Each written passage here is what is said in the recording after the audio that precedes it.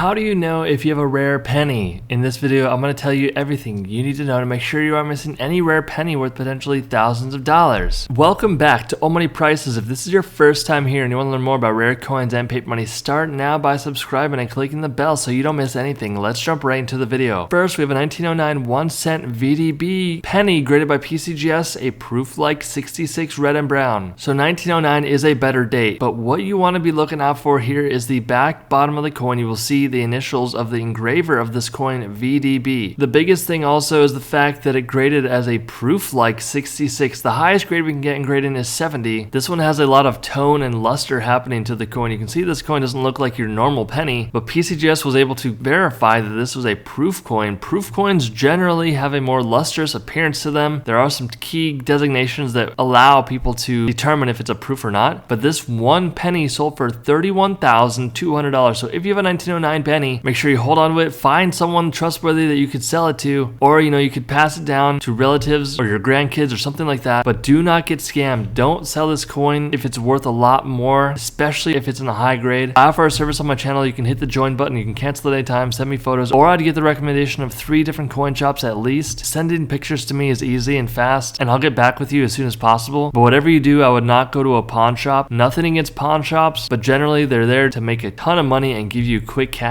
That is not where you want to sell your coins. But up next, we have a 1955 1 cent double die obverse graded by PCGS and Mint-State 65 red. So I want to show this example because doubling can happen on your coins. The obverse means the front of the coin. You see the motto at the top, Liberty left, date at the right. There's very dramatic and obvious doubling happening. Most doubling is not going to be this obvious. So you're going to need magnification for most doubling, and doubling doesn't have to be this dramatic for it to bring a lot of money. It can be very, very minor on a coin that you'll only be able to really see with magnification. But because this 1955 penny graded so highly, even though you can see there's a lot of nicks and gashes, it's still graded at a 65 and it sold for $32,200. Here's a 1918 D 1 cent wheat cent penny graded by PCGS, a Mint-State 67, which is so high for this old coin here. So that D mint mark underneath the date stands for the Denver Mint, where this coin was minted. Depending on where your coin was minted will depend on how many coins were minted for that specific mint. Usually Philadelphia will have the highest mint run. Philadelphia coins are generally seen without a mint mark unless it's an error coin. The S mint mark means San Francisco, but this is the Denver minted coin. Generally you don't see them in this high of a grade, but looking at the coin it doesn't look that nice. But these grading companies know exactly what they're doing. They've seen hundreds of thousands of coins come through their doors. They know how to grade these coins, and this coin sold for $42,300. Here's a 1915 S 1 cent Lincoln penny graded by PCGS, a Mint-State 66 red. Again, these older dated coins, this one has an S mint mark, which is from the San Francisco Mint. Depending on the date, depending on how highly it grades, will really dictate how much money it brings in auction. Also, remember, market conditions matter. If you were to sell this same penny in the market crash of 07-08, it would bring a lot less money than it would today, because right now we're in a very hot market to sell coins. People are buying collectibles in general and paying crazy amounts of money for them. So it may be time to sell your collection, but the biggest thing is just knowing how much your coins are worth. This coin, this one penny, sold for $46,000. So this is a coin that can easily get looked over. This is a 1922 no D 1 cent Lincoln penny graded by NGC and Mint-State 64. So when you first look at this coin, it looks very worn and dull, and it doesn't look too crazy. Nothing out of the ordinary, but this is definitely out of the ordinary. So generally, where you see the date there, 1922, below that will have a D mint mark most of the time. So this is considered a mint error. This was never supposed to get out of the mint without that D mint mark there. There are some people that will try to alter and manipulate the coin to make it look like an error coin. So you have to watch out if you're buying anything like this. And if you're selling your 1922 penny and it has no D mint mark, make sure you get it appraised appropriately. The last thing you want to do is sell your coin for 10, 20, or 50 bucks if it's a 1922 no D, because this coin, this one penny, sold for $47,750. So this is a 1943 cent struck on a bronze planchet graded by NGC and Mint-State 61 with an obverse die break. A few things going on. An obverse die break is a mint error. You can see at the bottom of the coin there's a piece missing. If you have that on your coin, it's going to make it worth more money, but the biggest thing on this coin is that every 1943 penny should not have been struck on a planchet like this. All 1943 pennies are struck on a silver zinc coated planchet. This was during the wartime efforts where they needed to take bronze and copper and put them into ammunition, so they switched over to the zinc planchet. So this is essentially a transitional coin that should have never been struck on this bronze planchet. So guys, if you find something like this, you've literally hit the mother lode. Keep your eye out for the 1943 bronze planchet coin, because this coin, even in the low grade of 61, sold for $180,000. Hit that subscribe button, it really does help out with the YouTube algorithm. Stay tuned for more, and I'll see you in the next video.